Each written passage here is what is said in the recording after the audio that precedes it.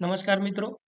આજના આપણા આ વિડીયોમાં આપણે જોઈશું કે જ્યારે લીવ ચાર્જ ટ્રાન્સફર કરીએ ત્યારે જેને ચાર્જ આપવાનો છે એ યુઝરને આપણે કેવી રીતના સર્ચ કરી શકીએ. તો સૌપ્રથમ આપણે મેનેજર મોડ્યુલમાં લીવ અને એટેન્ડન્સ અપ્રુવલમાં જઈશું. જે અપ્રુવર કરનાર છે લીવના એમને આ કામ કરવાનું હોય છે. લીવ અને એટેન્ડન્સ અપ્રુવલમાં જઈશું. હવે જ્યારે લીવ અને એટેન્ડન્સ અપ્રુવલમાં જશે એટલે અહીંયા એમને એમનામાં જેટલી અપ્રૂવ કરવાની લીવ આવેલી છે એમના જે સબઓર્ડિનેટ કલીગે જે મૂકી હોય એ લીવની ડિટેલ અહીંયા બતાવશે. હવે આમાંથી કોઈ પણ એક કે કોઈ પણ જેની પણ આમાં તમારે ચાર્જ ટ્રાન્સફર કરવો હોય એના માટે તમારે અહીંયાથી ચાર્જ ટ્રાન્સફરના ઓપ્શન ઉપર સિલેક્ટ કરવાનું છે, જે આપણે એક આગળના વિડીયોમાં સમજેલું જ છે. હવે અહીંયા જેને ચાર્જ ટ્રાન્સફર કરવો છે એમાં આપણે અહીંયા લિમિટેડ યુઝર્સ આવે છે, એમના વિભાગના જે બિલોંગ કરતા હોય એમાં લિમિટેડ યુઝર આવે છે.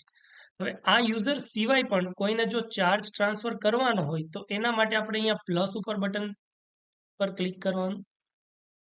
હવે અર્લિયર મિત્રો આપણે આ ઓપ્શન તો યુઝ કરતા જ હતા, જેમાં આપણે ડિપાર્ટમેન્ટ છે, બ્રાન્ચ છે, એચઓડી છે કે એમ્પ્લોય એ પ્રમાણે સિલેક્ટ કરીને આપતા હતા.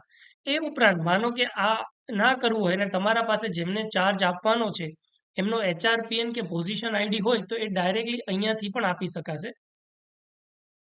સપોઝ આ એક યુઝર છે જેમને મારે ચાર્જ આપવાનો છે, તો એના એચઆરપીએન નંબર હું અહીંયા નાખી અને અહીંયાથી હું સર્ચ કરીશ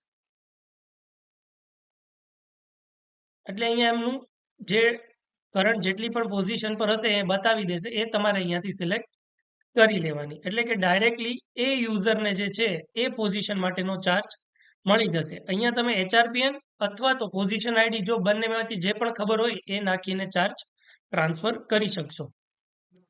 થેન્ક યુ.